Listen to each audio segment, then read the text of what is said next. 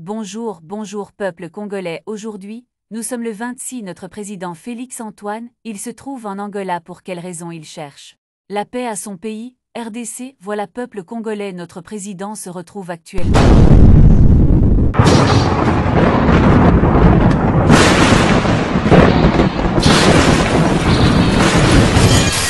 Bonsoir dans la soirée télévision, bonsoir na peuple congolais. Bande konangai mokonzi mboka fasciste Lombo Béton après avoir kokutana na Kagame et pour na ko négocier to kosola ensemble kana lobaki ya ko jamais kosola na baro a kosola na jamais na ba oyo bananga mais kosola na mokonzi bango akende kosola na Kagame tête à tête o ezalaki wapi na Arabie.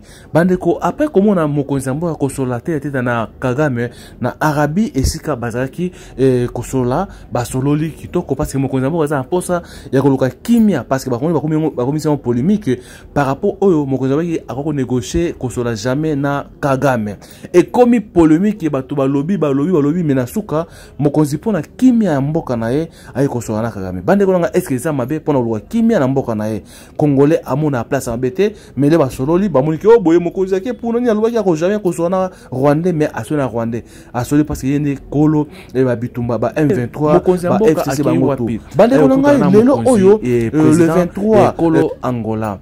Pourquoi? Parce que président ya Kolo Angola asenga ki président Félix Antoine Tshilombo qui bameka ameka ko benga bananga asona bango et président bi que non so ko benga bango. Mais boyo ki nenge président ya Angola akwesaki ultimatum que bananga batika apesa ba date oyo batika rébellion kuna mais bayo akite mokonzi mbo après avoir kolongwa na Arabie Saoudite kosola na Kagame ay kosola lelo oyo bande konangai azawapi azali bongo na Angola na Luanda précisément baza kosola na homologue nae pona kimia na RDC. Félix Antoine Tshilombo, président ya mboka, azana posa ya kimia, a travaillé na diplomatie, a boyi ba yo boyena malgré ba M23 ba za ko mega ko luka ba oyo ba bengi ba oyo soki alliance pour la fleuve sur neni ba libération o ba za ko sala mabe mais mokonzi ya mboka Fachi Beton Tshilombo muko tombolo aza ko luka kimia na façon nyonso ya ko maîtriser ba oyo tout ba za ko déranger na Congo na biso. Bande konangai Félix Antoine Tshisekedi mokonzi ya mboka aza kolanda te bananga makelele ya bangungi mais aza na posa ya kotia kimia na mboka na ye oyo azali président. Bande ko bobosa na teke mokonzi ya mboka aza na 5 ans na ye. Alors 5 ans na ye fallait asala yango lolenge esengeli malgré gouvernement ya Union nationale oyo ba congolais ba ozelango esalama iko salama mais avant esalama mokonzi ya mboka Fachi Beton muko tombolo aza na posa ya kokende kosola na mututu apesa ye matoi malgré to monaki balobi o ndeko na biso oyo mosusu sénateur en vie akene kosola na ndeko na ye Kagame to bakene pa Museveni ye nanga toyebite balobi il paraît-il bito bien ngote bande konangai toyebi makamona te mais eloko eza très important toza na posa ya kimia na mboka toza na posa ya kimia na RDC Congo ya bakoko Congo ya Lumumba Congo ya Kasavubu Congo ya Kimpamvita Congo ya Lumumba Congo oyo ya Fumu Kimbangu. Bande konangai kimia kokota ndenge nini kimia kota na ma oyo balobi négociation mais toko négocier ndenge nini toko bana muto akolo oyo abandaki bitumba to muto apesaka esika ba arme ekotaka na Rwanda po ekoma na Congo il paraît-il ekota na Rwanda po ekoma na Congo yango mokonzi ngenda kosona na Kagame po amea ko yebisa Kagame eloko nini na mboka na ngai matière aussi ozui nini so lingi bande konangai est-ce que wana za mabe. Alors toza ba débat ya koyeba nini tokosala e mutuna ezali oyo toza koyoka oyo mokonzi ya kosala na o bango bazo kanisa est-ce que bozo mona koma basa ko beta bandeko ya basi na ndenge bandeko mibali ba ko beta kuna ne pas ba rebelle est-ce que boza komo tozo mona te biso toza kuna te o toza toujours ba panzi sango bandeko bo s'abonner na kati ya radio télévision boko zo ba information na temps réel pe boko za toujours connecté batan ebele to sa émission te mais bandeko so webi que non toza kana pona Congo kimia eleki nyoso kimia eleki nyonso yango mokonzi ya mboka Faci Tshilombo Béton Mukwa Tombolo aza na posa ya 5 ans na ye a travailler atika pe histoire na kati ya mboka na ye RDC mabe ezara pe botikela moto asala 5 ans na ye na suka boko juger mabe to malamu mais pourquoi kotia ba coq en chambre pourquoi banani basima nanga bako découvrir yango kana mingi ba masolo ezebele oyo tokobanda koloba lokola toza koyoka biso za matoi tango toyokaka toya kopesa bino information est-ce que bino boyoki yango oyo bakangi ba Rwandais na ba Somalien na nzela ya Zambie ba Zambie bakangi bango est-ce que bomonte omonite tokola kisabino bomona toujours wapi na kati ya radio télévision oyo tozora ba sango oyo na ta réel to pesa bino mais zaki toujours libako ndeko ozo libako otala biso bo s'abonner massivement bo aimer ba émission biso boko zala toujours aimer boko za toujours sepela pour na information ya sûr et ya ko vérifier est-ce que eza solo mais il paraît-il ezali mutuna tango to affirmaka te pango toyoka mato biso yoki est-ce que bino pe boyoka ngo tango mato ya biso yoka est-ce que bino pe boyoka ngo et ceux boyoka ensemble to bozala na biso ensemble botika biso te bo s'abonner bo partager massivement lokola mokonzi ya mboka ekolo Congo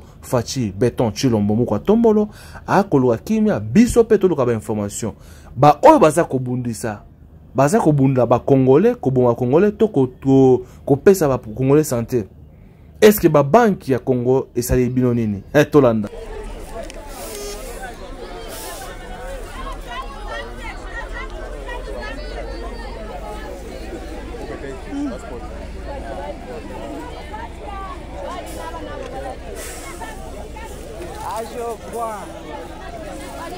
so wachia muzambia bezobwera muno apa bambonkhala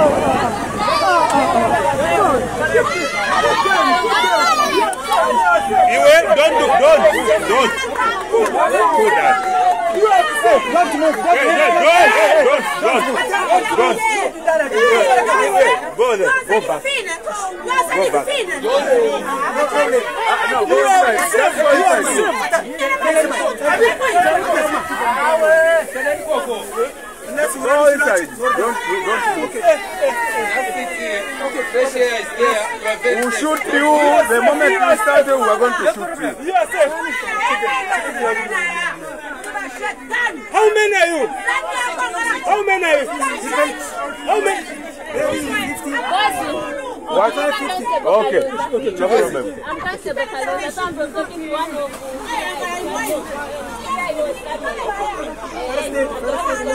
Hey, huyo mjala.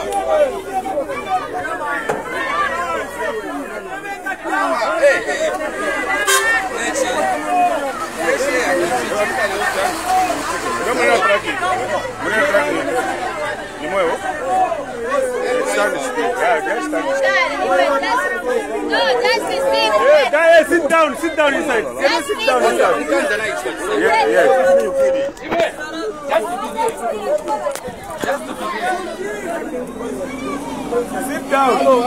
down inside. Go inside.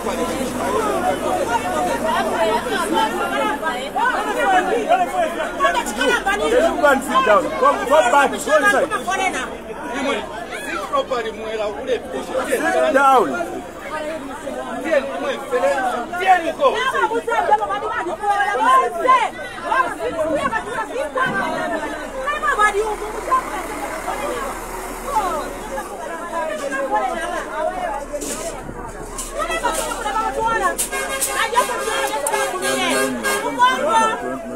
There's nothing about corruption. There's nothing about corruption. Look what we're doing. Look what you're doing. You can't corrupt anyone here. Hey, come here. Don't go anywhere. No, come here. Stand here.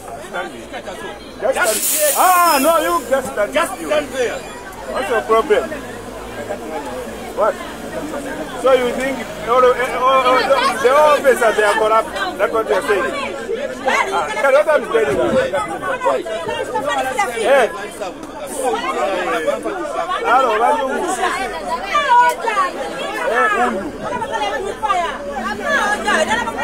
Hello, don't ever put that depot. I'm telling you, nothing about that. That's what he's saying.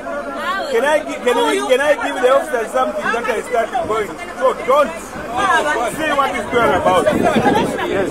Look at him. I'm talking about him. Did you accept that? I'm just saying that no, we can't accept. Yes. How can you accept that? Yeah, so can you stop making